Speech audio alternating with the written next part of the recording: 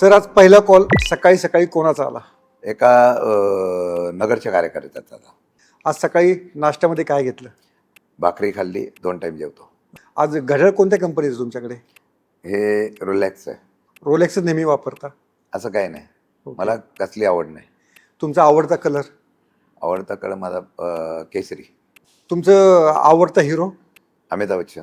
तुमच्या मध्ये किती नंबर सेव्ह असतील? सांगता येत नाही.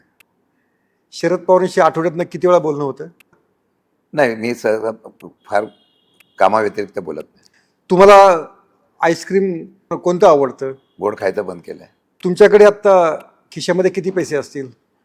2-4 5 हजार असते. म्हणजे इंस्टाग्राम रीलमध्ये तुम्ही कोणाची रील फॉलो करता? मला बघायला वेळ नाही.